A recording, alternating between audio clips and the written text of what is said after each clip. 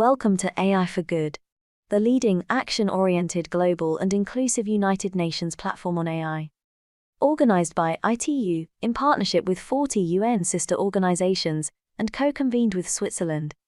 The goal of AI for Good is to identify practical applications of AI to advance the United Nations Sustainable Development Goals and scale those solutions for global impact. In today's session, we're counting on you to use the live video wall feature to ask questions and post comments to help create an engaging discussion.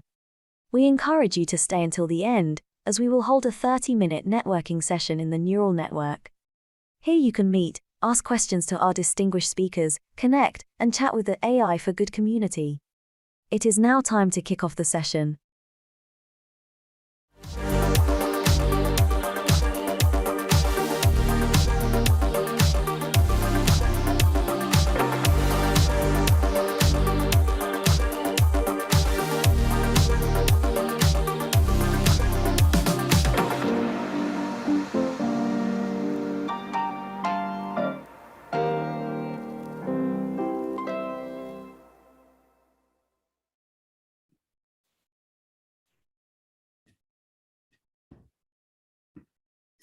Hello, everyone. Welcome to the AI for Good Innovation Factory. My name is Josh Choi from the ITU, International Telecommunication Union. I'm very happy to moderate today's Innovation Factory session.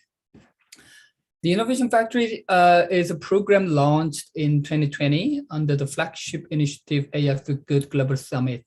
It originally started as an online pitching platform for startups, but this year it has been upgraded as more like an accelerated program to help startups grow and scale their innovative AI solutions to achieve the SDGs by providing the various business opportunities and the mentoring services and the matchmaking with potential investors and partners and cash prize and so on and so on. So today's session is the first one of this year's series. We come back every month actually with a different themes and different teams and different focuses. And the winner of each monthly session will be invited to the grand final at the end of the year. And through the year, not only the winner of each monthly session, but also the other best teams will be supported and grow and scale up by our partners, startup accelerators and incubators, and etc., so that we can trace how the innovation factory startups grow and evolve and are making impact. Now I'm so excited to launch this year's program. So let me kickstart today's session. So firstly, I'd like to introduce our distinguished judges today. Well, firstly, Mr. Buyun Zhao, CEO of Founder Tribes. Actually, Founder Tribes has joined this program as an official partner this year. So Buyun, give us just a little bit of introduction to you and the Founder Tribes. Whoops. First mistake there was I was still on mute when I was talking. So thank you so much for the introduction, Josh. My name is Buyun, and right now I'm the Chief of Staff of Founder Tribes. Previously, I worked at a VC firm where we specialized in AI as well as biotech. And also I've had some interesting stints at C-level operations in some Series A and Series B companies. So right now I'm the Chief of Staff at Founder Tribes, and Founder Tribes is essentially a platform that aims to minimize the time required for founders to build their business and then to fundraise. So how that works in reality is that founders would typically upload their video pitch to the platform, and then this will be evaluated by a community of entrepreneurs, mentors, and investors. And then we will identify any areas for improvement for the pitch. And then we'll patch you up with a mentor who will help you guide you through the different processes required to build your business and to improve your pitch. And then finally, once you're ready, we'll match you with the most appropriate investors. And right now we have over 20,000 investors on our platform. Thank you very much, Buyun. And then I also have a look at the Founder Tribes applications, and then it's a really great platform for startups to be connected to potential investors, mentors, and also Founder Tribes provide a very interesting offer for the startups, as I will give a little bit of a more introduction to that later on. Okay, so secondly, well, Mr. Joseph Hopkins, who has been a long time also friends of Innovation Factory and the big supporters. Thank you very much again for joining this program this year. Okay, so he's the founder of the two Innovation Factory partner company, Panellist Technologies and iPrestige Emerging Fund. So Joseph, tell us a little bit also about how your companies are going to contribute to the Innovation Factory this year and what startups can expect from your services. Absolutely. Josh, nice to see you again. Yes, our third year. I'm excited. We have a deep commitment to what the UN, ITU, and Josh, you and others are doing to kind of further the cause of startups in the deep tech space. So thrilled to death. So just a real quick, if I start, Josh, I won't take much time, but just a quick perspective on the two companies. So the iPrestige fund, that's pretty much a deep tech incubation accelerator fund. So we're very much committed to working with companies like the ones you've got today. These could be AI companies. These could be advanced encryption, authentication, deep tech companies, and basically companies that sort of fit our profile. It sounds like we go through probably a very similar process to maybe like a Thunder Tribe. And companies that hit our profile, we're happy to make active investments. And so we do that annually. And so that's the iPrestige fund. So it's really dedicated to getting companies to the marketplace, making sure they're successful. On the other hand, we've got our Panellist Technologies companies. That company there does three things. We do a lot of deep technology advisory work. Our bread and butter is really our IP valuation services. So any given month, we're doing multiple valuations on behalf of companies. So if you've got patents, trademarks, trade secrets, we want to help you realize the value. Companies will oftentimes pull us in to do very extensive valuations. And then lastly, companies will take our work and then we will help them effectively collateralize that valuation work for the purpose of getting financing.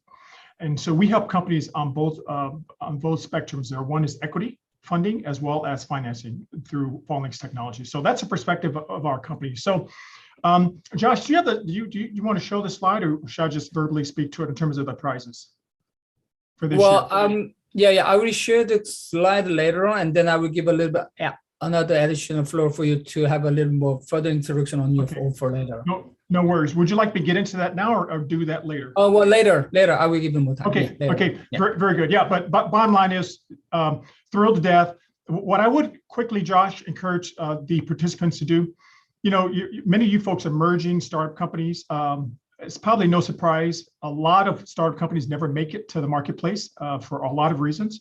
And so I would encourage all of you that are pitching today to obviously focus on your business, how you plan on getting to the market, how do you plan on making revenue?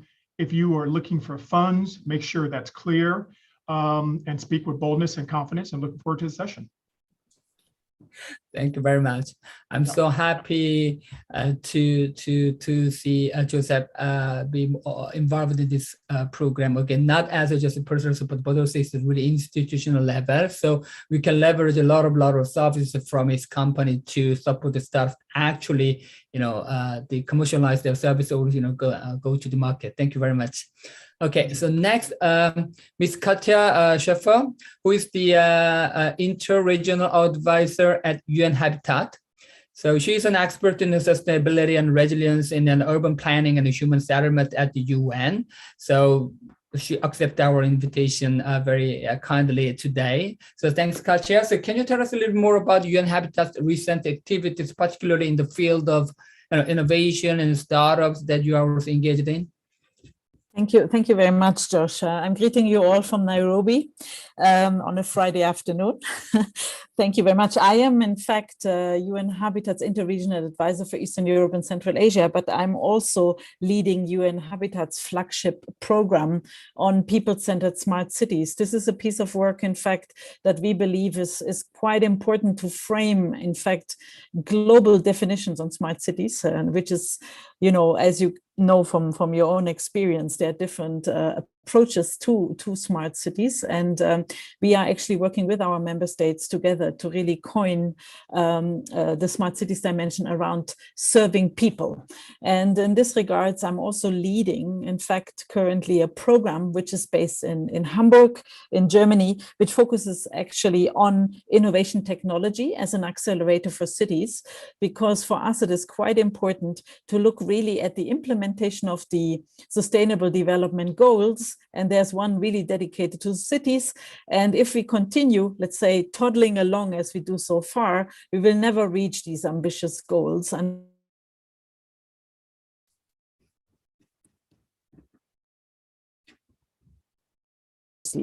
and I think in this context, I'm very happy to and proud to be part of this panel. And sorry if my internet connection is unstable. I'm greeting you from Africa.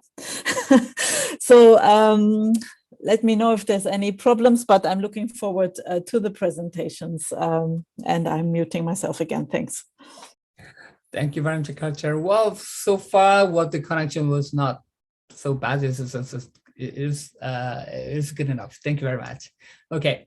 Lastly, we have Anna Maria Meshkerti from Geneva Foundation for Innovation Technologies. Well, actually, the original name is Fondation Genevoise pour l'Innovation Technologie. Sorry for my poor French pronunciation. Anyway, she used to work in the ITU actually. So she's one of the old friend of mine in ITU, and she's now actually working to support, incubate the tech startups, particularly in Switzerland. So Anna Maria, tell us a little bit about your new adventure and the foundation's work and your role, please. Thank you so much, Josh, and your French is excellent, as always. It's a great pleasure to be here. Thanks for inviting me. The foundation, as you said, we are focusing on technology startups that are based here in Geneva. We are a non-profit, private, but state-funded foundation, and we support we give incubation services to our startups, as well as financing services. It's really important for us to have more businesses and more employment opportunities created here in the canton. So this is why it's very important to support these technology startups to thrive, throughout the years. Our incubation here, the incubator in Geneva has 100 supported startups and projects, and not everyone, of course, is based here. Some of them are remotely in other cities in Switzerland, and we have been working towards this goal since 30 years. It's a 30-year-old foundation, and myself, I have taken the role of head of marketing, engagement, and communications. It's very, very exciting, of course, to work with startups, as you know very well. I'm very happy to be here taking on this role and supporting our startups in amplifying their communication, as well as supporting the foundation itself to amplify the opportunity to give the startups to have this incubation and financing services, and to look at Switzerland as a great market for investment as well as for growth. Thank you. Thank you very much, Anna Maria. Thanks a lot for your also excellent presentation and information about the role of your foundation, also yourself as well. All right, so thanks a lot again to all our juries for taking your time today. So now I'm quickly introducing the benefits for the best teams today. So Gino, could you share the screen? So there are quite interesting offers that we prepared, not just ITU, but also our partners here. So next slide. Yeah, so for the winner, the ITU offers the Innovation Factory final ticket, but I would say semi-final ticket, because 8 teams will go to the grand final. So through the semi-final, and they will select again. So that's why semi-final ticket. But anyway, the winner of the each month session will have a ticket for the final. And also we will provide feature the startup in the Innovation Factory exhibition, virtual exhibition on the AI for Good neural network, which is recently launched, and is a great global community network in the field of AI. So you guys, the winner will have a lot of chances to be exposed to so many different types of stakeholders in the AI field. And also, we're going to provide the networking opportunities with the UN other potential business partners. And the Founder Tribes, one of our partners, will provide very kindly 1 year free annual subscription and personalized support for Founder Tribes matchmaking application. And then also for the second place, and then ITU offers the networking opportunity with the UN and other potential business partners. And also Founder Tribes will offer 1 month free subscription for the second place. And the Follings Technology and Diversity Image Fund will offer basically mentoring sessions, including financing strategy and pitching guidance and feedback from the startup experts for the two best teams. But I know that Joseph has brought even the bigger and the greater offers through the year of this program. So I'll give a little more floor. And then Gino, can you show the next slide? Okay. Fantastic. Yeah, so Josh, we're super committed to making sure that everyone who, even beyond, but certainly everyone who participates in these Innovation Factory sessions are successful. So we want to do three things here from a sort of a prize offering. The first one is the mentoring, as you mentioned. We've expanded this. Initially, we were thinking about just awarding it to the first place finisher of each session. Now we're going to go ahead and do it for first and second place finisher for each session. And I think we'll take it right now through half of the year because we just need to balance it with my resources and time and all the other stuff for my team. But right now, it'll be first and second finisher per session through half of the session this year. We'll see if we can extend it. This won't be any hard and fast rule. We will tailor this per company, but most companies always, generally speaking, need some help with financial strategies. We see a lot of financials, whether cash flow, balance sheets, what have you. So we'll help them with that. Pitching sessions, we do, pitching decks or guidance. We do a lot of work around that. And also pulling in other folks beyond just my companies to help folks along. So we want to make sure that we can connect with these folks and help them where they need help. So I want to keep this in a very customized, kind of individualized perspective. The second thing what we like to do is, in terms of folks that make it to the grand finale, the top three finishers for this year, we like to work with them very much like Thunder Tribe. We like to work with them to really prepare them to meet with some of our investor groups. And so that's going to probably be them sort of pitching to me and my company first and getting them in a situation to be super successful as we introduce them and hand them off to some of our investor groups. And then lastly, of course, is the grand finale. We always got to throw a little cash in there. Right now, we've got $5,000 for the grand finale winner. This will likely, by the way, Josh, go up. I like to see this at double digits, more like 10,000, if not up. And so I'm working right now with a couple of our partners to see if they want to come in and join us in for this. But I like to see this number at actually 10,000 or more. So let's make this fun. Let's make it fun, make it competitive, and so that's what we've got this year. Cool, excellent. Thank you very much. Okay, Gina, you can stop screen sharing here, right? Okay, so thanks to various partnerships we have built with the various startup stakeholders, and this year we came with a lot of interesting benefits for startups which really can actually help the startups to scale up, as Joseph said, in terms of the financial opportunity, in terms of the business matchmaking. Also, the Founder Tribes, one of another partner for this session, also brought a very interesting offer. So I would be very happy to see, the really great team of today will got a lot of opportunity, and then that'll be really fun and then exciting. Thank you very much for all the offers to our partners. All right, so now it's really time for us to move on to today's pitching competition. So we have actually 4 finalists today, but unfortunately one team, which is called T-Monitor from Vietnam. Well, the founder of the Vietnam's got a COVID-19 today, and then she couldn't make even her very small voice show. Unfortunately, he couldn't join here. So we are going to have only 3 pitchings today. So firstly, we will have Sipremo from Brazil. The CEO, Gabriel Savio, is here. So Sipremo empowers intelligent decision-making to take on climate change. And then they're an AI-driven solution to proactive resilience building and reducing reactivity in natural disaster management. So floor is yours, Gabriel. So you will have 5 minutes for pitch, and after that, 10 minutes Q&A. All right, so floor is yours. Cool. Let me share my screen. Hi, everyone. It's a pleasure to be here with you. So let me know when you are seeing my screen and I get started. Okay, so we can see your screen. So please start. So, well, as Josh mentioned, I'm Gabriel. I'm CEO at Sipremo, where we do natural disasters and climate change forecasting and monitoring. empowers intelligent decision-making to take on climate change. So Sipremo is a technology-driven solution for proactively building resilience, reducing the reactivity in natural disasters management.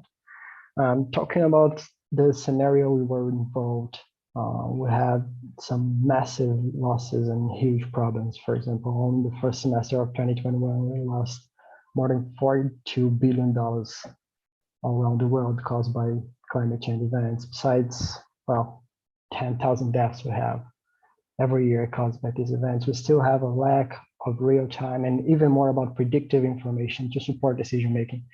What makes things even worse to deal with these challenges? We know how huge are these problems and how must be the solutions for this. We were born inside São Paulo State Civil Defense, which is the most relevant player in whole South America for the sector. So working with them, we saw that the solution may pass for developing prevention actions to supporting decision-making, creating an assertive way for communication and integrating data. So then we created our AI, which is now capable of providing forecasts and monitoring of all these top 10 events, which are not only the top 10 of instance here in Brazil or any place in the world. It's the top 10 of instances all around the world. And we developed our AI, which is capable of providing information on where, when, and what disaster may occur in the future, offering for our users this amazing and crucial opportunity window to act before these events happen and to mitigate or even avoid the whole negative impact that that event will cause in their operations and their daily lives. And that's how our technology works. Sipremo's AI monitors the area 24 hours a day. And when it predicts an imminent disasters, we notify our users. So then they can have this crucial and amazing opportunity window to act before the event's happening to mitigate or even avoid the whole negative impact that that event will cause in their operations, saving lives, saving operations. And that's another important thing about our technology, because, well, resilience is a key word here in Sipremo, and it's not only about our solutions, it's still connected to our technology. And I'm talking it because our technology is resilient on a way that we can apply it on different levels of each operation we are covering, and creating frameworks to relate our forecast to each level of operation we are covering and generate operational insights on how each businesses will be affected by the events we're forecasting. So to do this, we develop our vertical that we call contextualization, and it's where we take our analysis and put it on perspective of each businesses we are covering, of each government we are covering. And then understanding how it will be affected, how are the variables, the parameters, the metrics, the sensitive touch points that they have in their operations. We can create this framework to generate operational insights and telling them what they have to do to mitigate that event that will happen in the future and affect their operations. So not only telling that will happen a flood, for example, in the future in some area, but telling them what they have to do to deal with these situations, what they have to take about resource, about team management, about responder teams, about all the resources that we need to deal with the problem that we are forecasting. This is a very important thing that I had to highlight with you guys, is that we're not only a forecast, we're not only a meteorological thing or something like this. We use it as one of 1,000 variables we have in our data set to do our analysis, offering for our users real value with this information, telling them what will happen in the future and what they have to do to deal with this scenario in the future with resilience, and offer for them an opportunity to do a climate-friendly management of their operations. Talking about our main results, we have here some numbers about cost reductions, occurrence rate, but I would like to highlight the most important thing that I consider here is the increasement of the agility and decision-making process and the increasement of proactivity, besides the growth of resilience culture inside each operations we are working. Working with Sipremo, you can expect for predictability, support decision-making. All of our solutions are aligned with the UN, plus the CFD, and we're bringing technology and innovation for this industry. But the most important thing is what I mentioned here is that we bring a solution, a way today, build a resilient culture, and to do a climate-friendly management of their operations, considering all the climate change variables to take assertive and proactive decisions while facing these challenges in the future. We're having projects not Okay, only Gabriel, here in 1 Brazil. minute left. Cool. We're having projects not only here in Brazil, but in the United States, and we are about to start new ones in UK and in Japan in the next months. We were invited to show our solutions in COP26 last year, and we were listed as one of the best GovTechs in all Ibero-America, according to IE Business School from Madrid in 2020 and 2021 as well. So this is Sipremo. We're technology forecasting the future and ensuring our present. Thank you.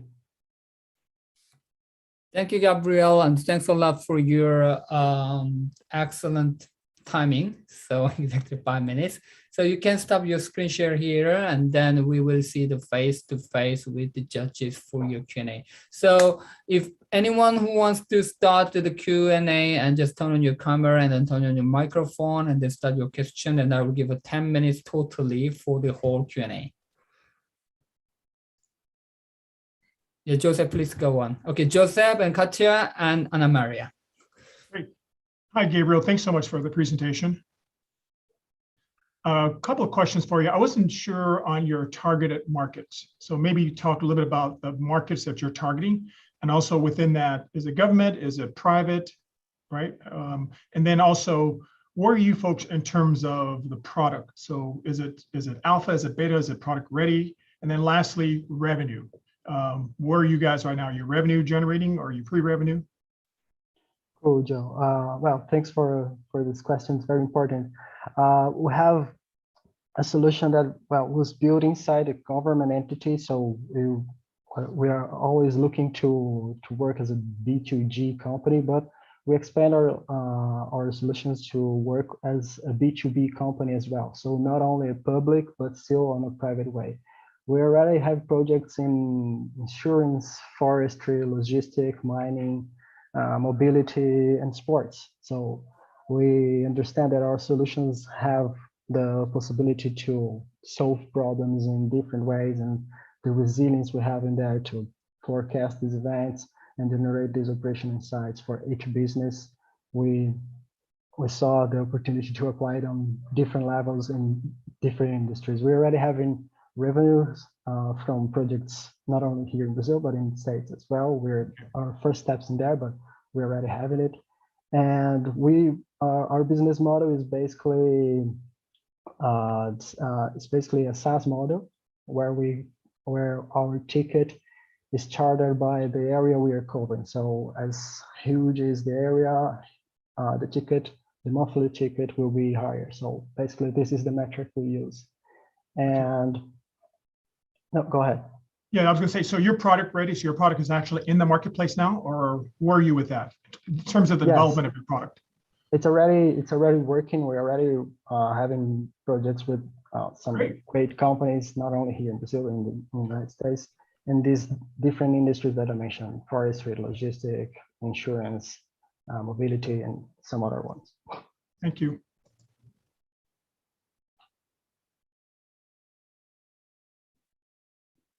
And Katya, you can go on.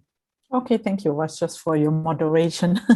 Gabriel, thanks a lot for this really, I think, timely idea, and also thinking it through and following up actually on Joseph's comments, maybe more related to the, let's say, the capabilities and governance of local governments who are actually in the decision-making position when you feed them with information. And in fact, I just wanted to know, how do you work or imagine to work locally with local authorities, for instance, to basically make them own such a tool, and how do you envisage their capacities? I mean, you're connecting from Brazil. I'm sure certain cities are more advanced than others in embracing such technology.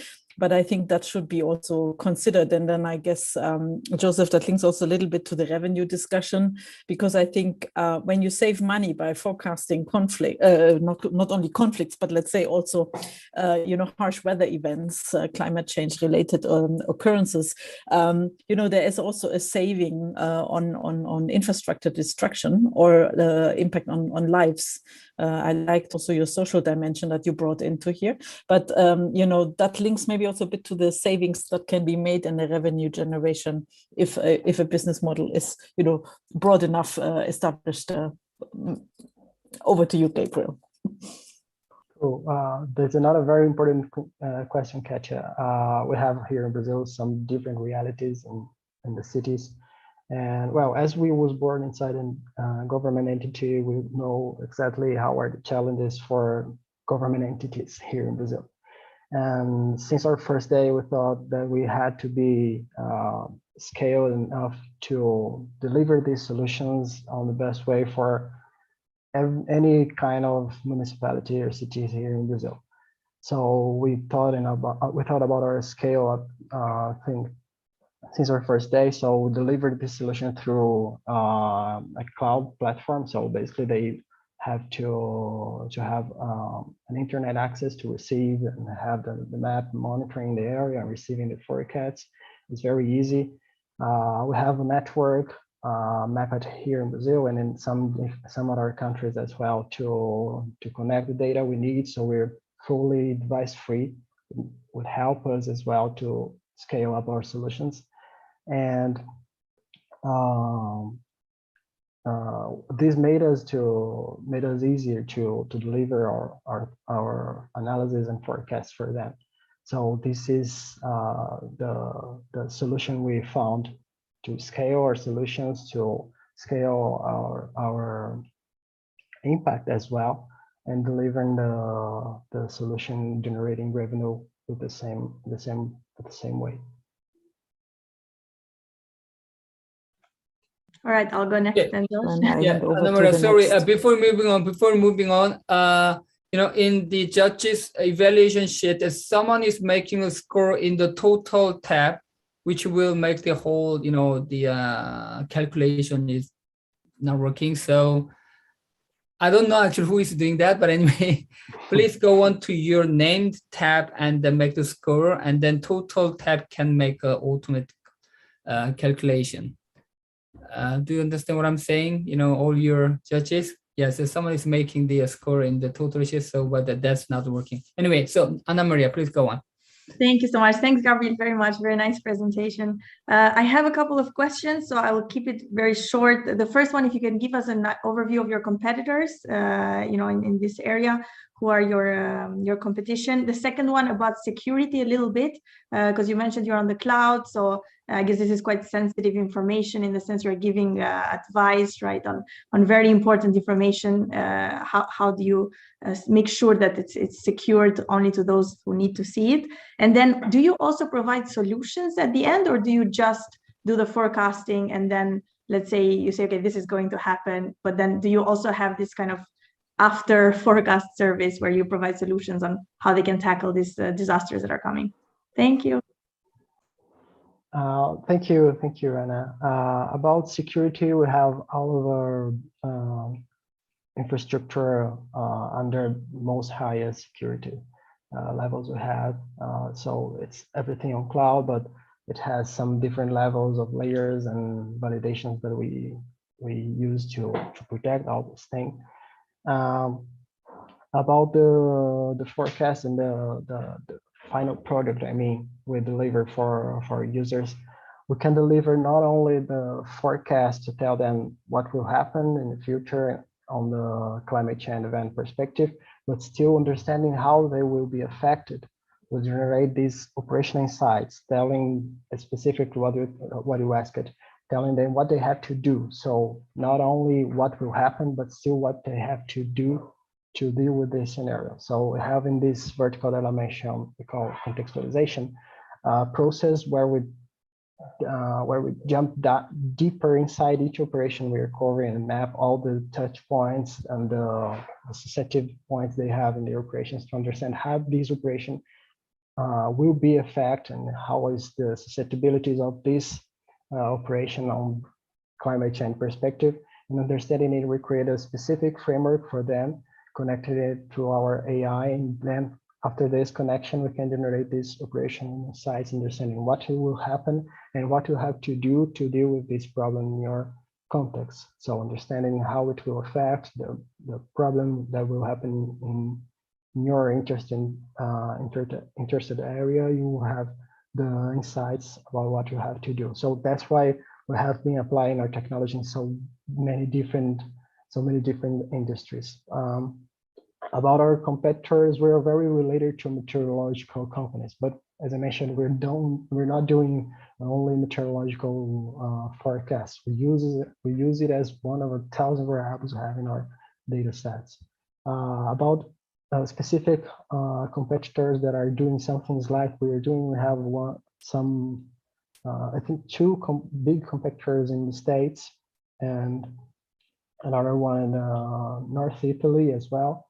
And then in Asia, we have another two. Here in Brazil, we don't have anyone doing the thing the same way that we're doing. But well, there are some important competitors and some important benchmark as well to validate what we're doing and showing that the problem is very important. So, but still, we have market enough to develop and gain with our solutions.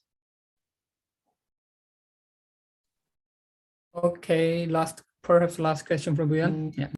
Yeah, just following on from the competition question, what would you say would be your competitive advantage relative to your competitors? What do you guys have that your competitors don't? Well, thank you, Buyan, to having me this opportunity to show to explain better our differentiation. The best thing and the unique thing that we are doing here, what made us singular in the market is this vertical that we call contextualization.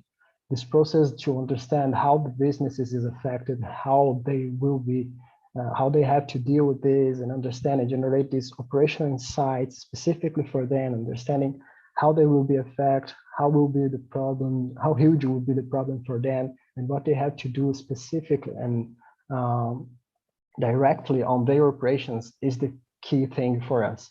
And it is what making us being successful on the markets we are working.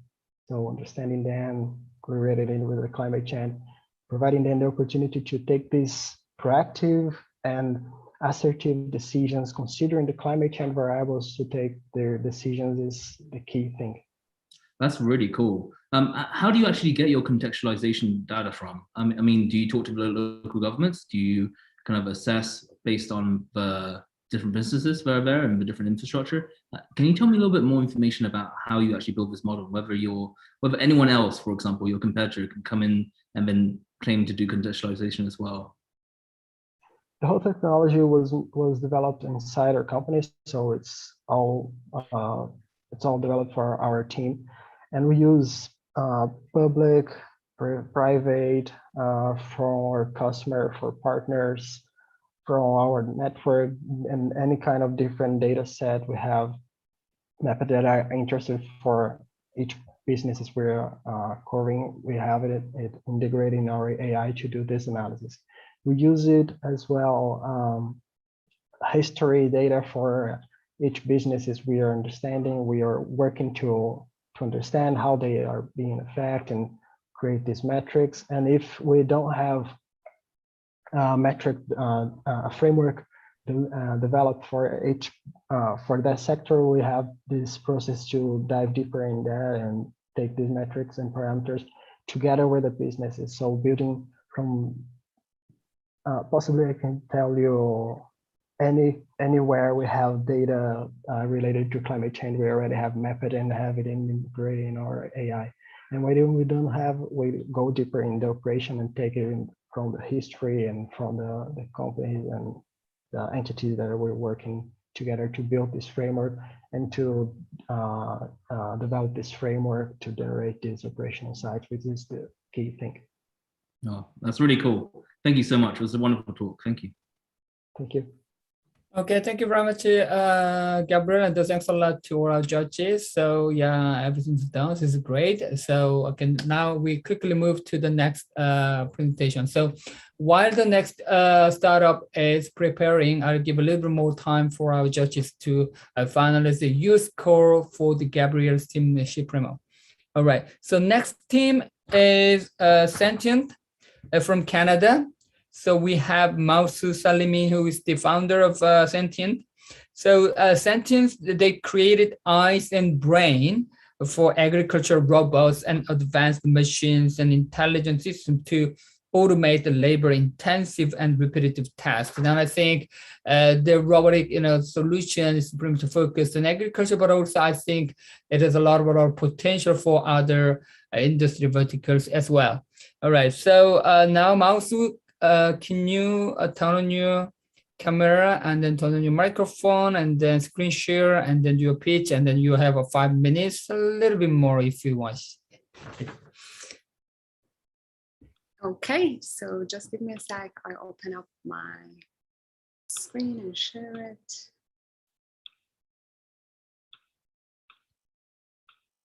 Awesome. So can you hear me all right? See my screen? Yes? Yes, it looks great. Yes, you can see. Awesome. Okay, start, please. Hello, everyone. My name is Mahsou Salimi. I'm co-founder and CEO of Sentient. We make agricultural machines smarter.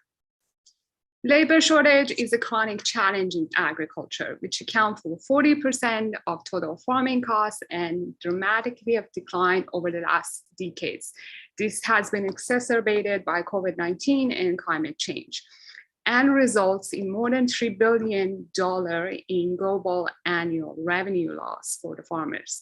So growers more than ever rely on innovative solutions such as automation or robotics to make and to tackle their labor challenges.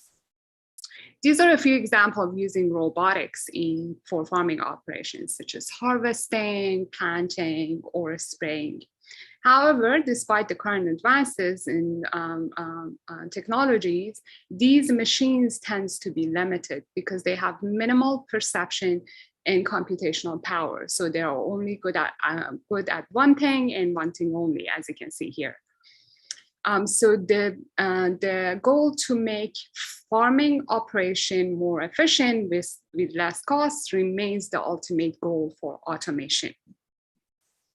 At Sentient, we use AI as a service through machine learning, state-of-the-art machine learning and computer vision solutions, and infuse AI in robots so they can perceive and process data and be efficient to recognize different objects around the farm, especially within the complex environments. Our product consists of pre-trained machine learning frameworks and APIs for vision. And we help small and medium technology companies to automate labor-intensive and repetitive tasks in farms, such as continuous scouting and monitoring.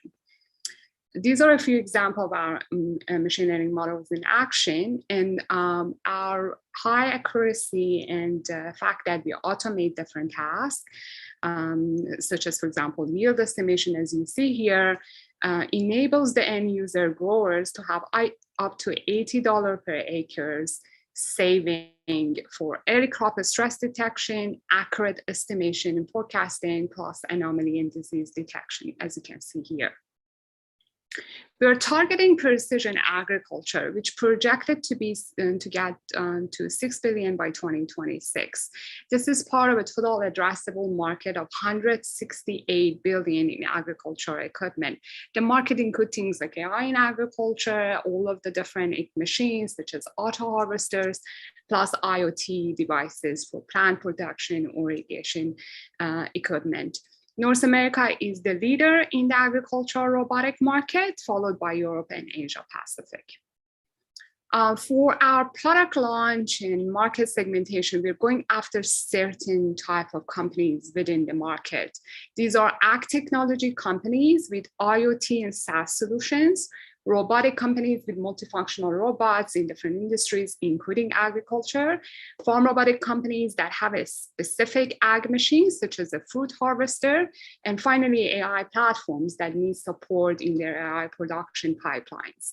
We have a few paid pilot launch for spring and summer 2022 for North America, Canada, and US, but also for LATAM in a few different countries, including Peru and Chile. For our business model, we're using B2B. So we're selling to technology companies. We are using AI as a service, which is a relatively new trend for our business model. And we use rev share and subscription to sell our product. As far as the competition, there are a few important factors. The exclusivity of AI models, meaning general AI versus expert AI, but also the diversity of the APIs. Most of the players have general AI approach and have solutions for different industries, like such as retail, e-commerce, etc. To our knowledge, Sentient has the first player advantage in the region, Pacific Northwest, who is using AI for the niche market of agriculture, because the general AI application doesn't apply to agricultural data because these data tends to be inconsistent and needs specific solutions. Our team has... Yeah, 1 minute left, yeah. Okay, for sure. I'm just going to finish it up. So the team, we have more than a decade of experience in AI, robotics, and data. Our co-founder is an expert in computer vision, previously founded scaled AI products. I have a PhD in machine learning and robotics. We both have technical foundation, but I have unique insights about agriculture. We're also supported by a group of advisors and serial entrepreneurs. And finally, I'm just going to talk about the ask. We have about 500K of commitment funding, and our plan is to raise for our seed round by the end of the summer after more infill testings and from hopefully value-added investors who share the same vision with us. We are going to use and continue working on product development and data acquisition strategy, and going to be net positive by 2024. Thank you very much. Thank you much for your presentation. So you can now stop your screen sharing, and now it's Q&A time. So who will be the first to ask from our judges? Feel free to tell me. Okay, Joseph, please go on. And your first name is pronounced Masu? That's right, Masu. Very, very nice, very nice. You know, I'm always intrigued by these kinds of technologies where you're using AI and the robots to apply toward agriculture, which definitely should be able to help folks manage and grow crops better, right, and more efficiently. I wasn't certain though in terms of, so I'm trying to understand exactly what you guys are providing. So your customers are AI, well, robotics, agriculture robotics type companies, but what are you guys specifically selling? Are you selling robots? Or are you selling technology enhancements to those companies that are servicing agriculture sort of clients? Technology enhancement, meaning that we help them to perceive and process data. Some of them, they don't have any kind of way of detecting things, or some of them, they have it, but they're not accurate or efficient. So we help them to optimize those processes. Okay, so gotcha. So you're not producing robots. No, just like perception and machine vision. Okay, so you've identified who these targeted customers or clients would be, and you kind of already know what they're offering in the marketplace. And so you're trying to offer them something that's going to make their offering better from an AI-driven type solution. Is that safe to say? Yes, 100%. So I'm going to give you an example. So for example, one of these ag player that we are working with in Peru for citrus growers, they already have a SaaS product. But their model, so the growers need better, more accurate and more efficient solutions, things that are more scalable. So they want to use some AI solutions on top of their existing SaaS, so to improve and make the farming for those growers more efficient. So in a way, AI is going to make the whole process more scalable with less cost, and then at times automate different tasks, because the robots are not still autonomous at times. So a lot of the time they still rely on human operators, but then with AI, you can make a lot of the tasks autonomously through a robot. So that's what we're coming from. Okay, one other question that I'll give to my other judges there. So how do you deliver your services? You mentioned you said SaaS. Oh, okay, so it's API. Yeah, okay. so you're making money. Is it project-based type fees you make? So how do you charge? We are using two model for selling a product. One is rev share. So they get access to our APIs and come and through an API key, they come and get access to our AI models and use it to provide value for the end growers.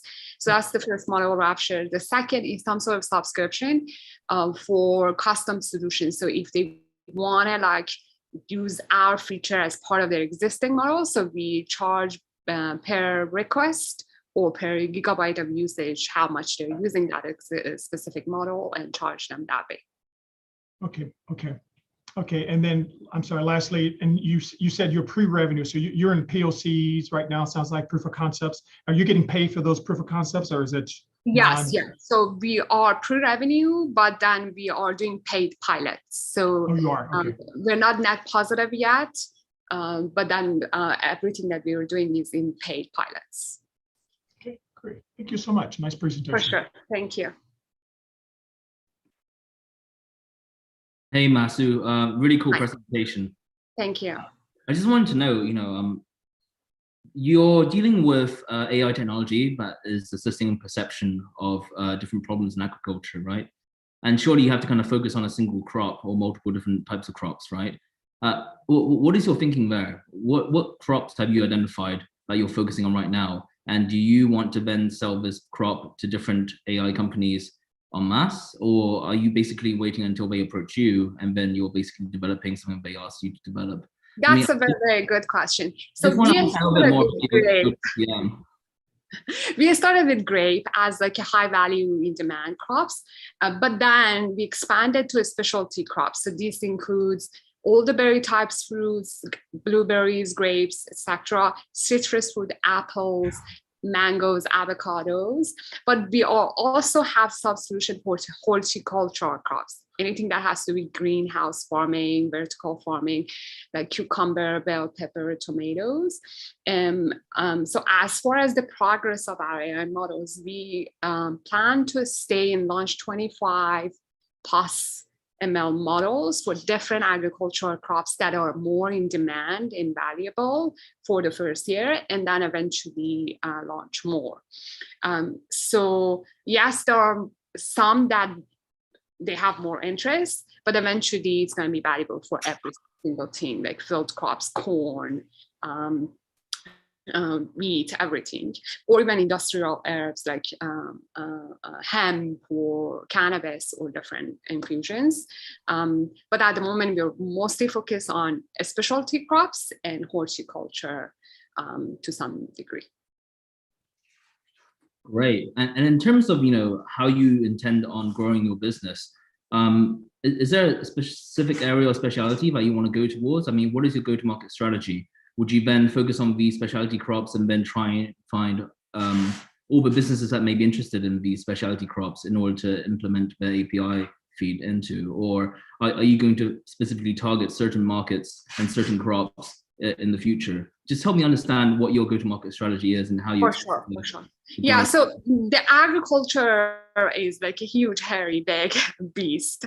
So at the moment, for the farming operation, we're only focusing on inspection and monitoring.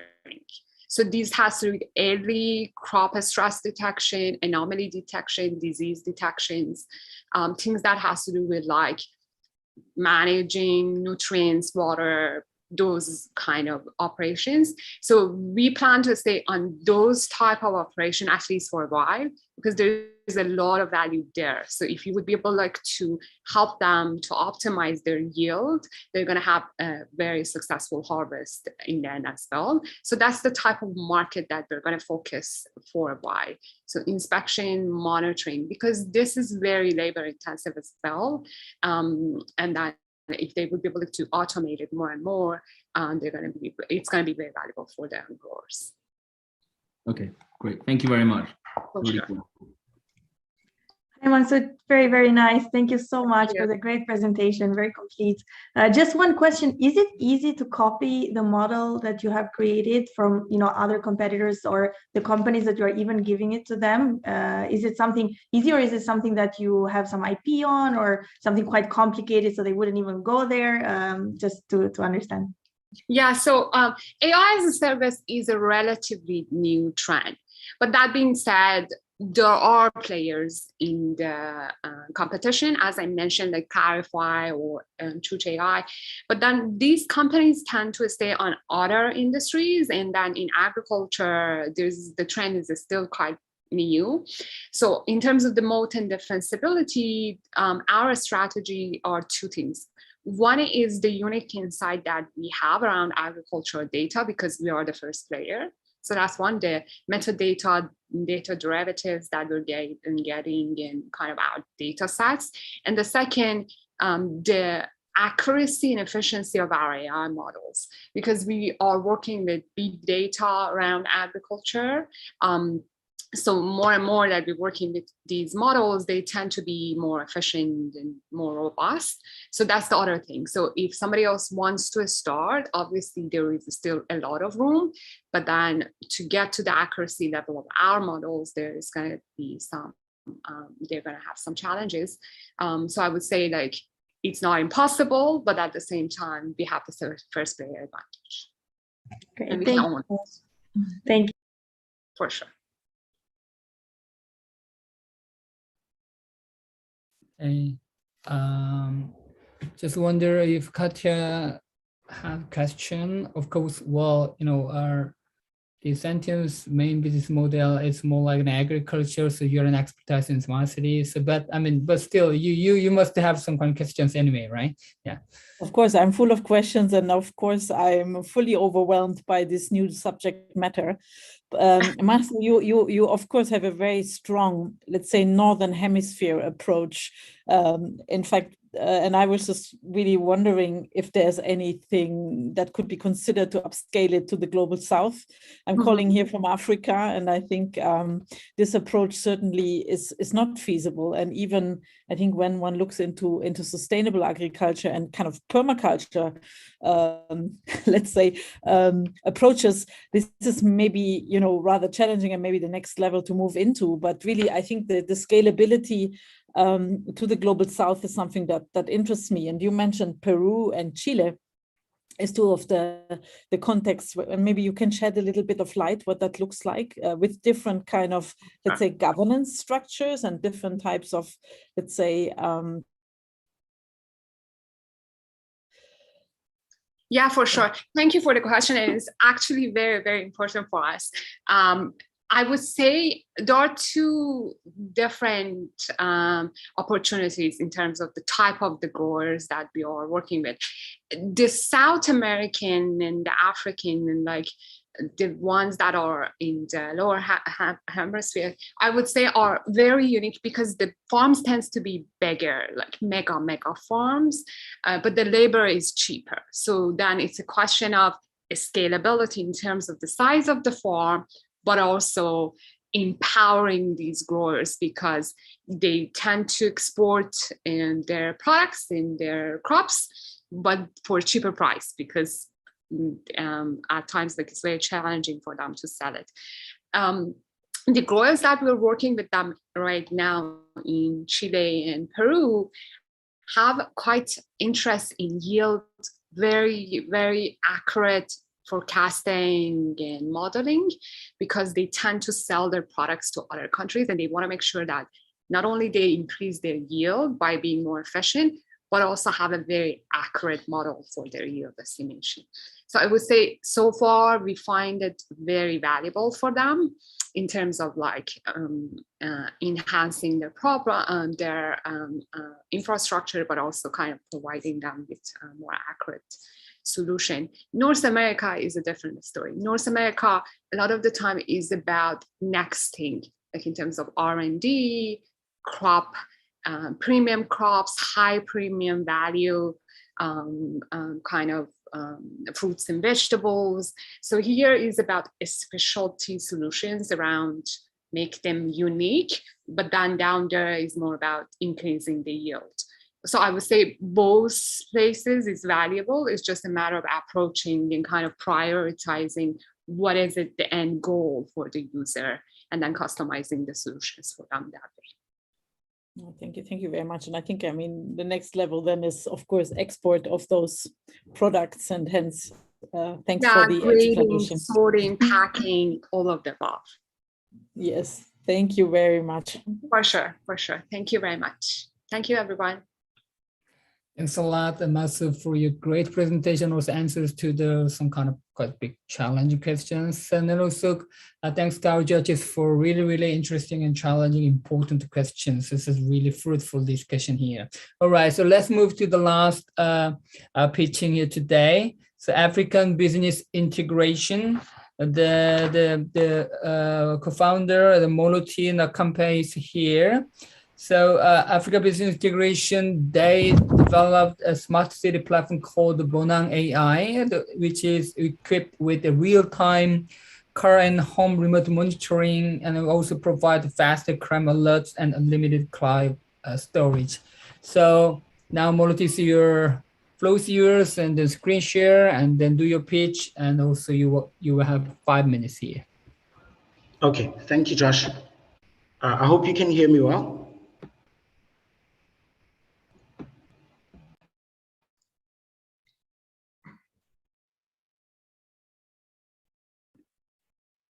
Wonderful. Okay, so we can see your screen. You're on mute.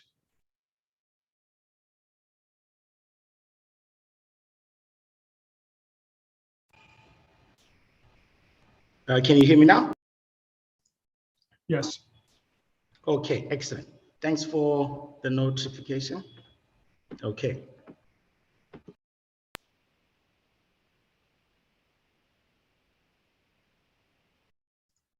You're on mute again, my friend.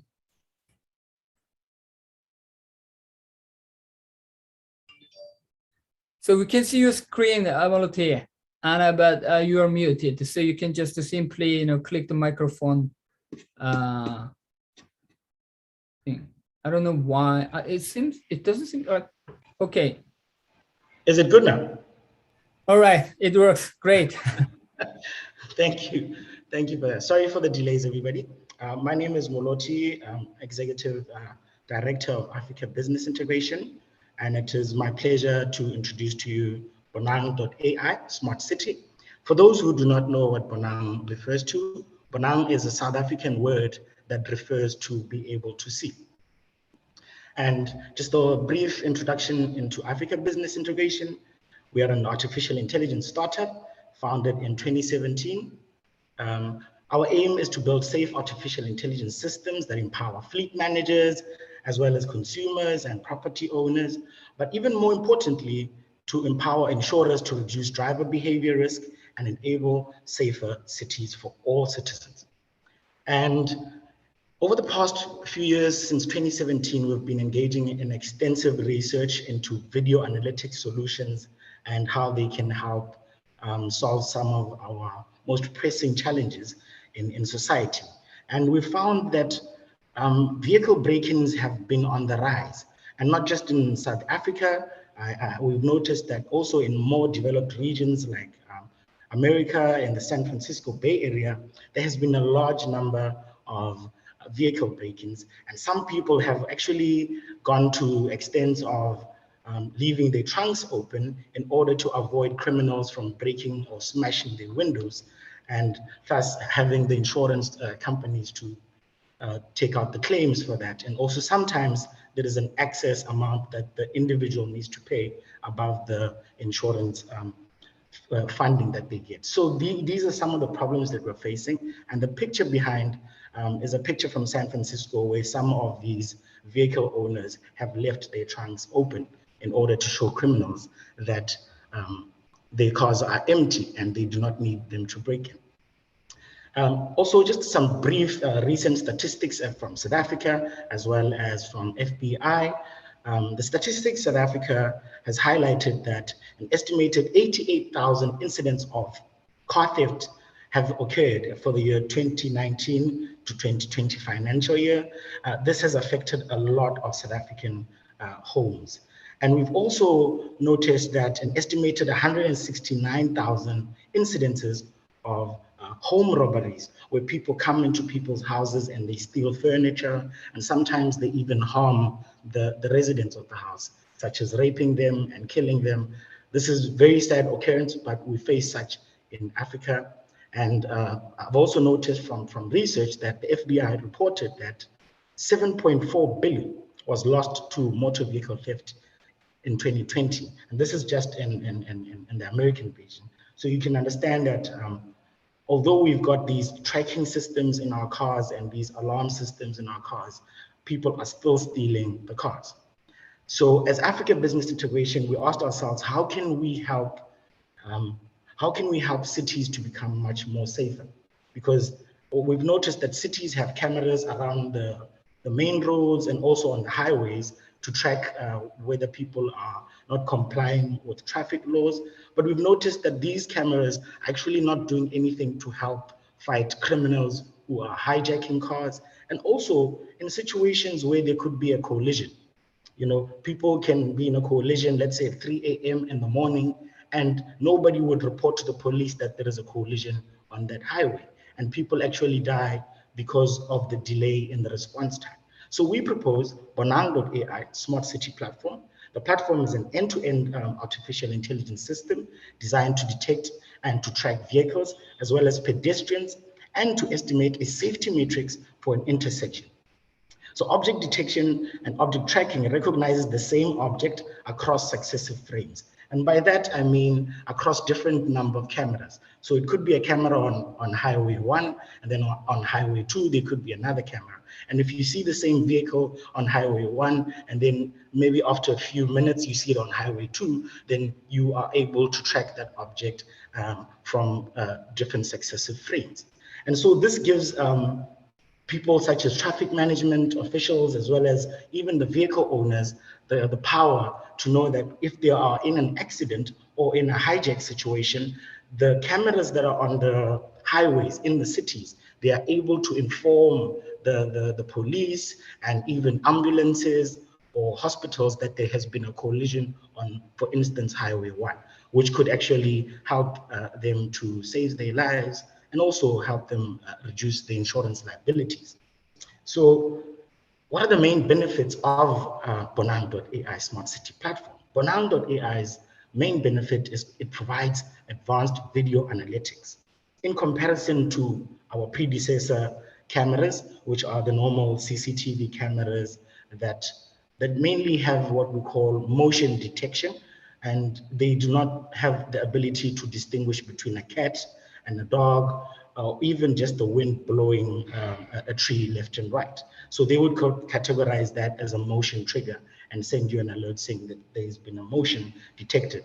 But our cameras have the ability to detect people, and they've got the ability to detect whether it's an animal or a person. And thus, only when it is a person entering your home or entering your vehicle, or maybe there is an incident on a highway, our cameras can send you real-time alerts.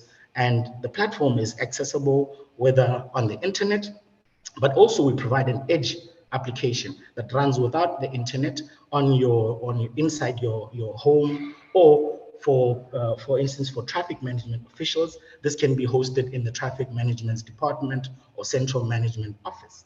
The third most important benefit, I think, is that this can help with insurance claims. When you need to make an insurance claim and say, tell your insurance company that I've been robbed, my car has been stolen, or somebody smashed my window, you can have that evidence through video footage that can be sent to your insurance company as evidence of the incident. And this is enabled by our free online cloud storage platform that we provide together with Bonang. So how does it work? It's quite easy. You go on to Moloti, you've got just 30 seconds. You've got just 30 seconds. You just go on, you just go on to www.bonang.xyz, you subscribe, and we will send you a camera, and you can start hiding it in your home or in your vehicle. And from there on, you can access it through a web application. The alerts are received via SMS or email or on the platform. Thank you, everybody, for the time. Okay, you can stop your screen share, and then you can keep your microphone on. And then I saw Katya kept opening her camera to ask the question first. Maybe it's definitely your area of expertise, but please go on. You're on mute. Yes, I understand. Greetings from East Africa to South Africa. And in fact, we also have one program in eThekwini looking at informal areas. Yes. Through machine learning mechanisms. But I'm quite fascinated also by your angle that you have, which is related really to safety in urban spaces and using really, you know, a technology-driven approach to basically attempt, in fact, to recognize where the crime lays, and then I think also helping basically decision makers to follow up, and maybe that is also my entry question, because I think, you know, safety and security is very much a concern of local governments to ensure that, you know, people can enjoy living in the city. So how does your system in fact connect? And sorry for not asking a technology-based question, but maybe more one related to governance of cities. How does such an approach really connect to the decision makers and builds on their respective capacities, which I'm sure you have considered, but maybe just to outline that in order to drive these processes, I mean, or usefully apply them to their decision-making processes. Thank you very much. Thank you so much, Kaja. And we started building the platform with a company called Intel Corporation from San Francisco, and since 2017, as well as a company called NVIDIA. They've been helping us with the research and development over time to build the cameras and also to build a platform. So how it connects to the infrastructure of the government departments, our aim is to use this in conjunction with the traffic department. So the traffic department currently in South Africa has cameras on the highway roads.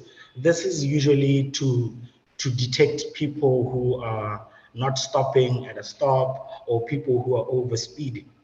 But the same cameras are unable to detect whether there is a killing or a shooting happening in that area.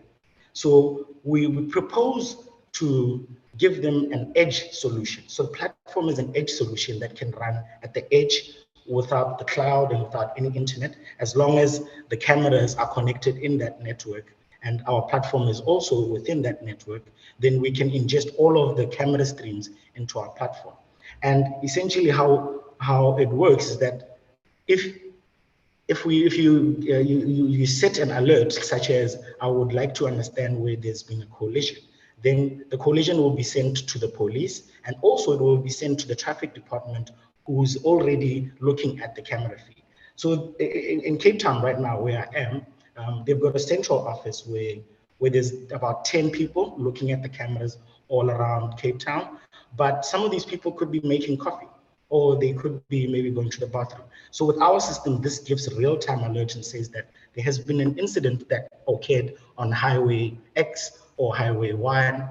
May you please contact the relevant department, such as police or hospitals. So how it connects, the connection is through the traffic department. That's how we see this really being successful.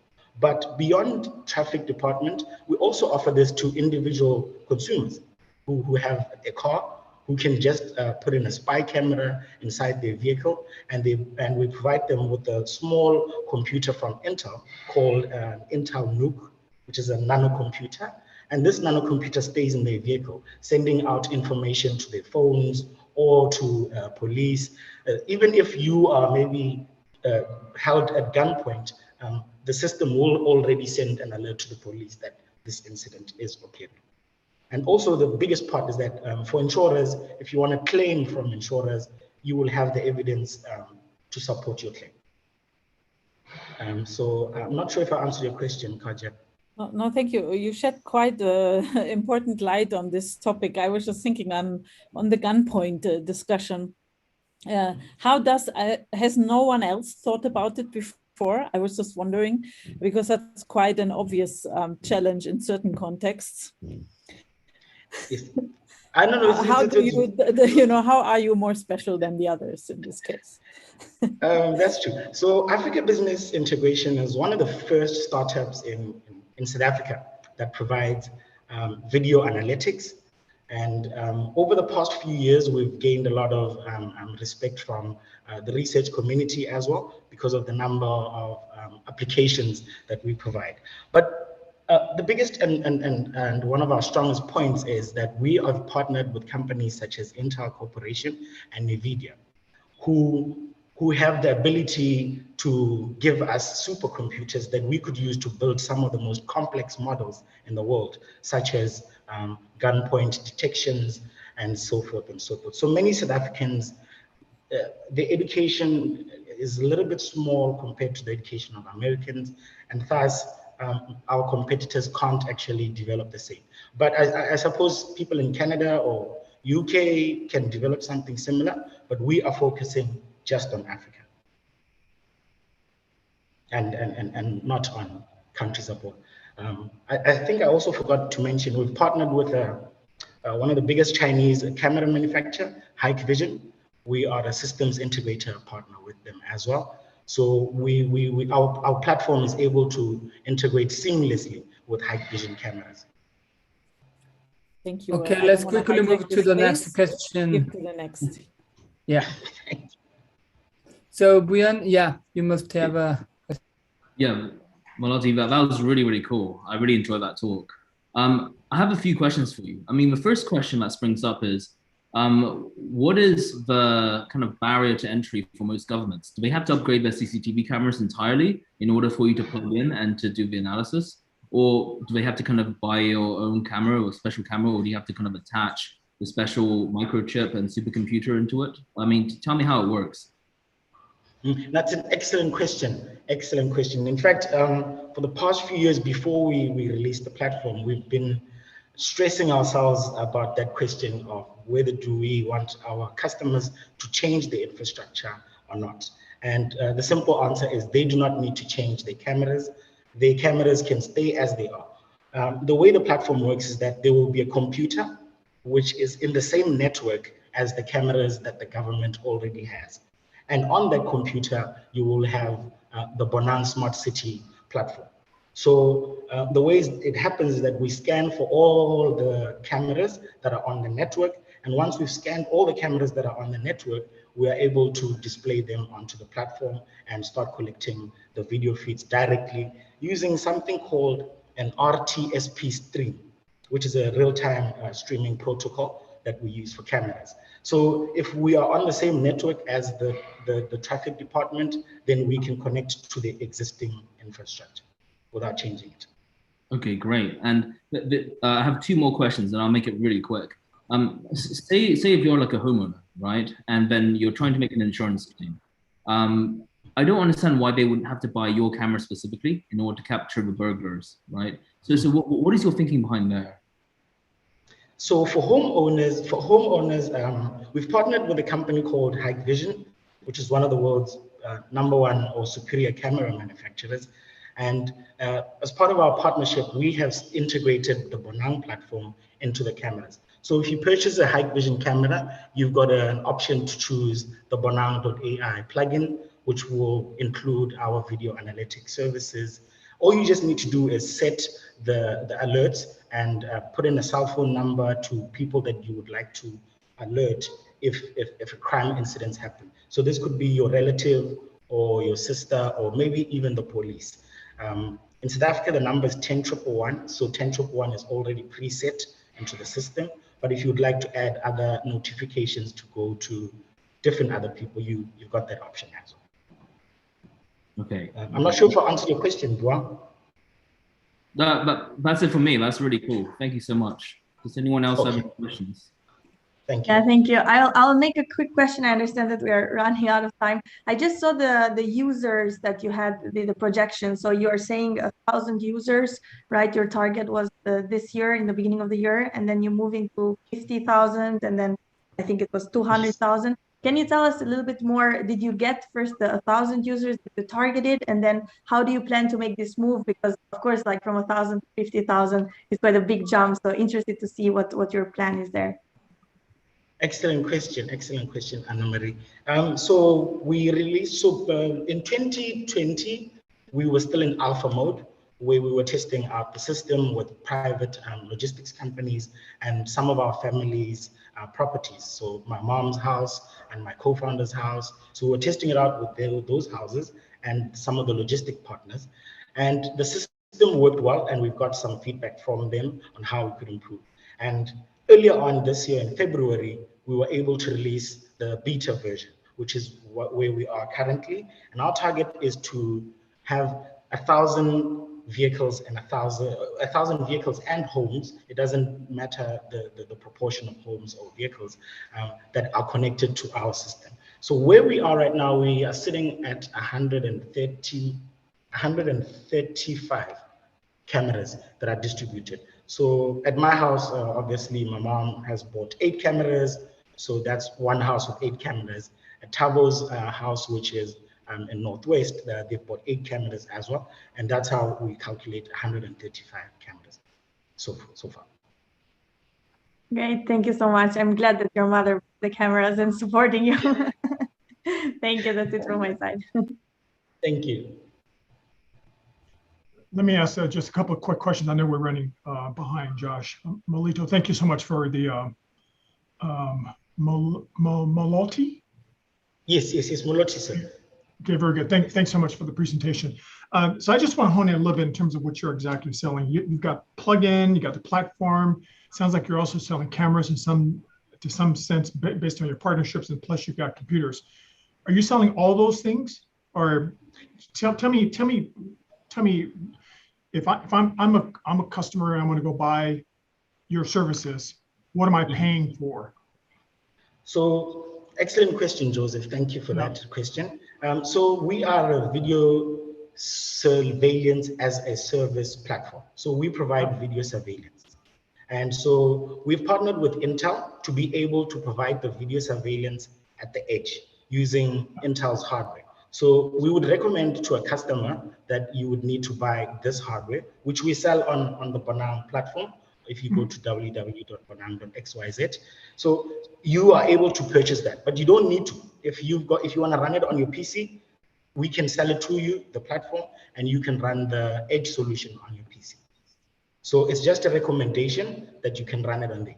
And then secondly, I think with regards to traffic departments, if you want to run this on a traffic department's office, we assume the traffic departments already have servers and they already have a network within that department. So they just need to download the software and pay us a subscription for that monthly, and they can use the video analytics surveillance as a service. Okay, I think the third one is on cameras. We don't manufacture cameras. We're still in our own research and development and still considering whether we should sell cameras or not. But we're not yet at that point where we build our own cameras. So we partnered with Hikvision. So we recommend our clients to use Hikvision cameras because they work well with our software. Okay, so it sounds like me. So depending on what I have from assets, I may have a computer, I may have the camera, but minimally, if I want to use your service, I need to basically pay a subscription for that. And then based on, let's say I don't have a computer, I don't have a camera, I can work through you to buy those things as well. Okay. Perfect. Exactly. Yes. Got it. Okay. And that's and you have your platform is a SaaS kind of model, subscription-based model. Yes. Is that correct? Yes. Exactly. Okay. Yes. Okay. Very good. And you're saying right now, total amount of people using your model. I think security and monitoring cars and homes is super important. I understand that's a big need, obviously, in your country. So I think what you're doing is valiant. So congratulations. Thank you. But at this point, you've got about 135 users. Is that correct? At this point? We've got 135 cameras connected to the platform. I think that's about 9 customers that we have since February. Yes, it's February. All the best to you, my friend. Thank you so much. Thank you so much, Joseph. Thank you. Thank you very much, Moloti, for your presentation. Also, again, thanks a lot to our judges for the excellent Q&A session here. And so thank you very much. Okay, now. Thank you, Josh. Thank you. Now it's really time for our judges to make the final decision. So the judges, I've just sent the calendar invite to you guys email for the Microsoft Teams. So please make sure you mute and turn off the camera and connect to the separate in the Teams chat with your mobile phone.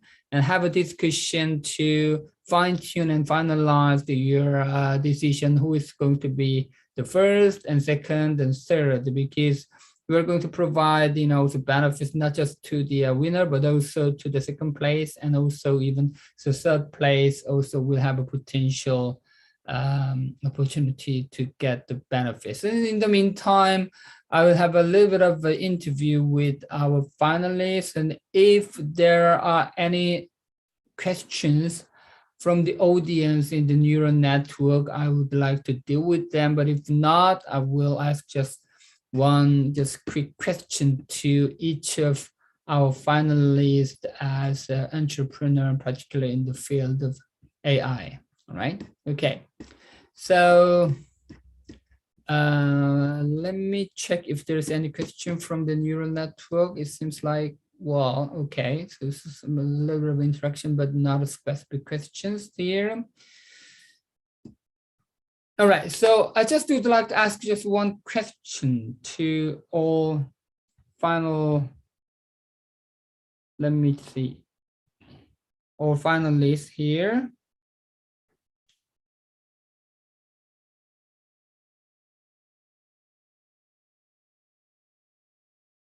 Okay.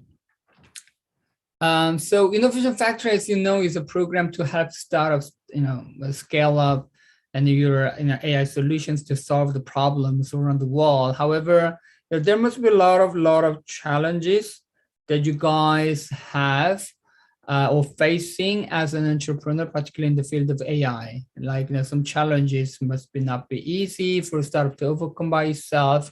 For example, it could be like legal or policy relevant challenges, or it could be like about the data collection, or it could be like about the talent acquisition or funding, whatever. So I just wonder, what are the biggest challenges that you are having now, and how do you think you guys can overcome, or how do you think we can help and survive? So maybe we can start with Masu. Yeah, sure. So for us, like many other startups, is data. Data acquisition, data ownership, data security, privacy, kind of safely storing it, warehousing it. So anything that has to do with data, especially like big data management. So maybe infrastructures or support around data, that would be amazing. So that's like the big challenge for us. Mm-hmm. Especially as a small startup, the gathering the data, this is a really big challenge. Do you have any specific strategy to get really so we're using different strategy for data acquisition. One of them is third-party kind of partnerships. Another one is non-commercial, non-academic data sets that we are using. And the third one is some sort of data trap scenario that we're collecting multimodal data while we're working with one particular clients. And the last one is getting access to governmental and kind of research center data through some sort of limited agreement. But data acquisition is quite tricky. I'm guessing that's probably the case for everybody here as well. Right. What about you, Gabriel? Do you have also similar challenges in the data collection? Also, is there anything in addition to data stuff? No, for Sipremo, I think data is not it's always a challenge, but I would not mention as a big one.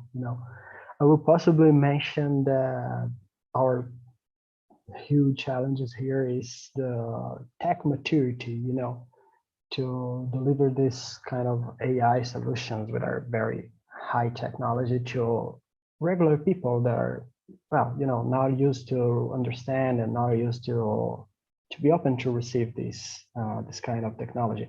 But there's something, and possibly the only good thing that pandemic made for us is that the maturity of, I can tell you from my experience in Brazil and in the United States, but the only thing is that we're seeing that this pandemic thing gave to us is that the maturity of the technology from people that we are trying to connect is increasing. You know, they are more open to do calls from their cell phones, to use technology to work. They're open to work from home and understand a little bit more how AI works. So I felt this maturity thing changing during the pandemic, but I still use this as our biggest challenge.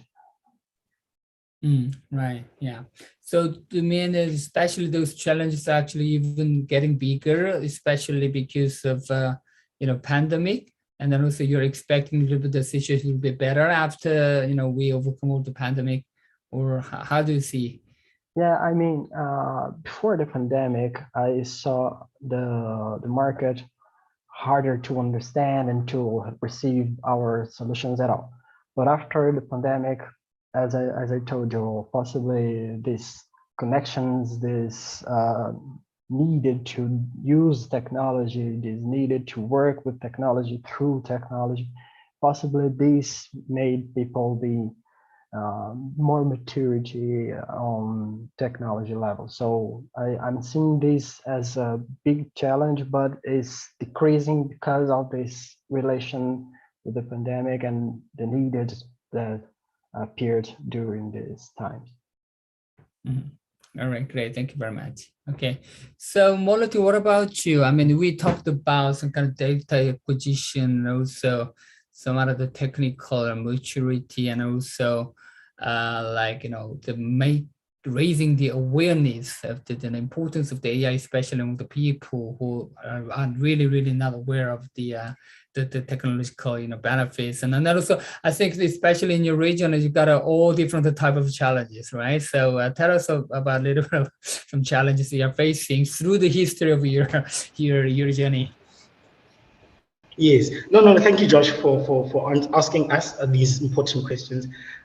In South Africa, or in Africa in general, I think our biggest hurdle to scale our solutions is telecommunications. So our telecommunications networks are really left behind. So many people are still using 2G and 3G. Those are the main network services that we have. And to provide services that are really real time and that can stream videos from one truck that's going from South Africa to Kenya, we found that it's very difficult for us to stream that data. Some areas don't have telecommunications, and therefore we can't get the video stream. And that's why we opted to use the edge solution, where the video stream is directly inside the vehicle. But the most pressing challenge for us is really telecommunications. And also, for the security purposes, offering video analytics solutions in the rural areas is also a problem because of the telecommunications. Many network providers are still offering 2G and 3G. I think in the rural areas, there's a small number of people that are less than 10% that are using 4G. We haven't even started with 5G right now. So I think what the international community can help us with is by expanding these 4G networks to the African region. Yes. Okay, right, yeah. This is very interesting, insight, because basically, telecommunication infrastructure is here, and actually the development of some other, applied technologies is moving this way, and then actually the gap even actually is getting bigger, and then yeah. So what is the actual measurement that the government or any international players are really trying to reduce that gap between the telecommunication infrastructure and the technology? What's the latest, the trial to solve this problem? Yes, in South Africa, one thing that I know is that this year they've started an auction for a new spectrum, which will enable 5G. So it hasn't been implemented yet. As far as I know, the auction was held in March. And Vodacom was part of that discussion, and another telecommunications provider, MTN, was also part of that auction. I'm just not sure who won the bid for the spectrum to provide us with some 5G capabilities. But as a startup, I don't just want to offer my services to South Africa. I would like to offer my services to Kenya, to Botswana, and Nigeria as well, because we have trucks that are leaving South Africa. For instance, let me give an example with Cape Town. A truck that has wine and is taking the wine from South Africa and it wants to export it to Nigeria. This truck will go for a long time. It will take us maybe 3 to 5 or 3 months or 2 months to get to Nigeria. And we would like to see the video analytics inside the truck. We would like to know whether the truck is safe, and the logistics and the fleet company would also like to know whether the drivers are safe. And the insurance companies as well would like to get that information. So what we have noticed with some of our logistics partners that we've worked with, one of them is Load A Lot, which does logistics from Cape Town to Johannesburg. They really sometimes face challenges in some areas where the vehicle is passing and there is no telecommunications at all. It's like a blackout. You don't even get cell phone reception. It's like a desert, but it's not a desert. It's actually still inland. It's not a desert, but I don't understand what telecommunications provider could really do, but this is a serious thing that we're facing down here as startups. Oh, so Gabriel, you wanted to say something? Yeah, I just wanted to add some things on Molochi commentary, because here in Sipremo we did mapping of all data sources we need in a couple countries, that we're working. As I mentioned, we have operations in the States, in United Kingdom, in Japan, and we were curious to map data sources in Africa specifically. And the trouble that Molochi mentioned here about telecom, we found all the other data sources we may need. So there's a shadow inside, a shadow of information in there that made things harder. And I think Molochi feels well, better than everybody here. But there's the curious thing, because in other countries, in other continents, we found the information we need easily, and we already have everything mapped. But in Africa specifically, we found, but not everything we need. And we know that there are informations in there, and they, well, possibly must be there. They have to be there in some level. But there's the shadow inside the thing that made things harder. Just wanted to add this commentary. Yes, no, that's true, Gabriel. Yeah, well, thank you very much for your for sharing your different thoughts and insights on the challenges. And then,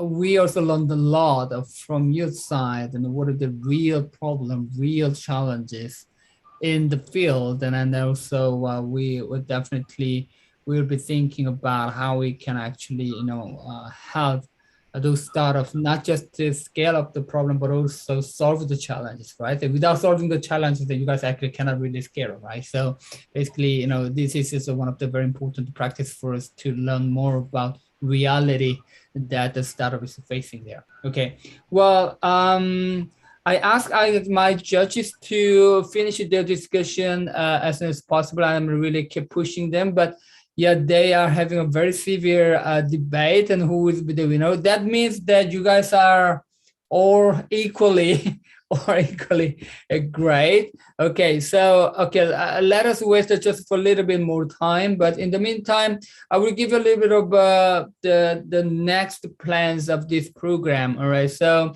the 3rd of May we will have the second Innovation Factory pitching session, which will have a focus on Africa. So we will have a lot of Africa-based startups, and then there will be also interesting benefits. For example, the winner will have an opportunity to showcase their solutions at AI Expo, which will be a physical event in October in there. And also there will be also quite interesting as a benefit, which will be given by, AWS partners for their the cloud credits or something like that. And in June, we will have a session in a partnership with Shell. And so the theme will be about the decarbonization, some kind of the climate change and the sustainable energy. And also interestingly, the share will provide also in not only just cash prize, but also the fast track access to their own accelerator program called the Game Changer, which means that there's some good finalists of the session in partnership with the share will have access to another accelerating program provided by Shell. And also July, we'll have a session in partnership with the IBM, and also another session in the AWS in the second half of this year. So through the year, we will have a very exciting, Innovation Factory sessions in the partnership with the various tech companies who are very committed to scaling up the startups, and then there will be a lot of different benefits. So we are also very excited to see novel solutions from the startup. So I think our judges finally made a decision. So who is going to announce the results? Do you guys? Maybe I think with Buyan or Joseph would be the good person. Joseph, do you want to announce it together? All right, so we can do it.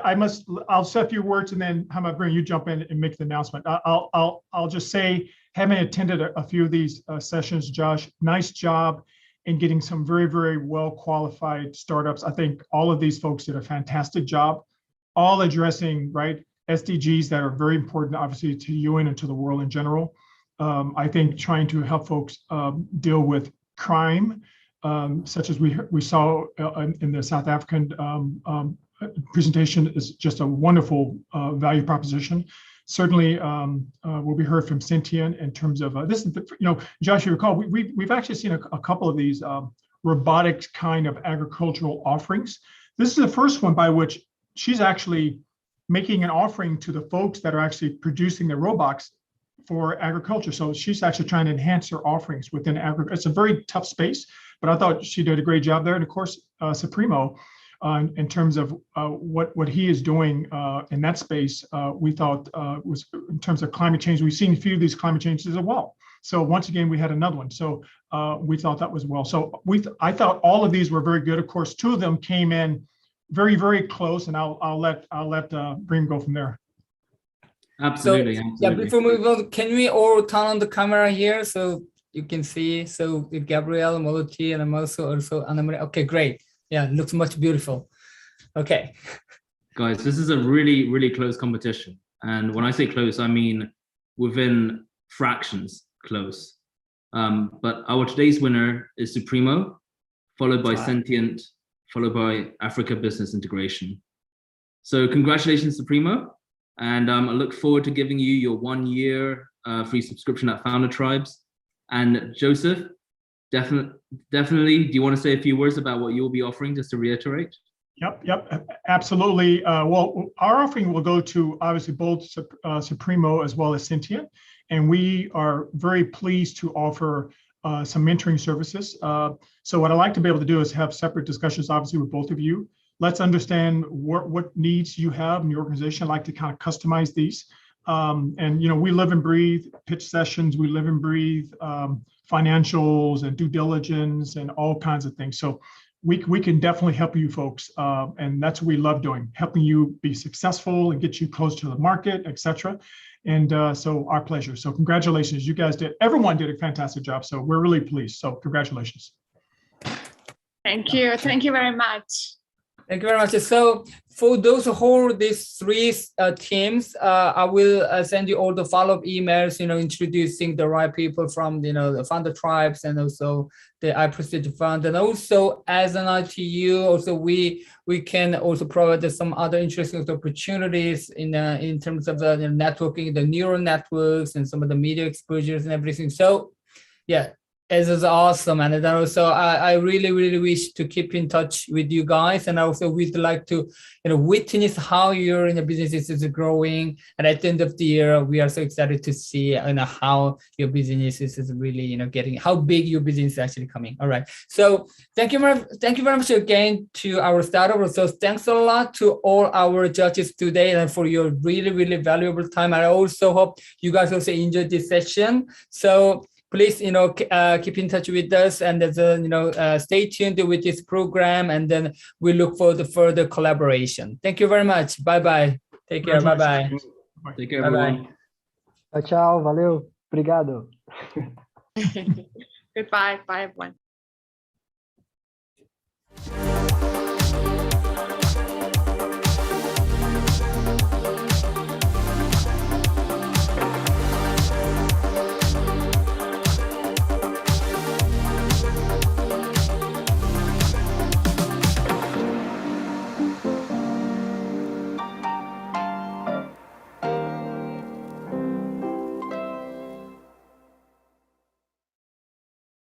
Thank you for participating in today's AI for Good session.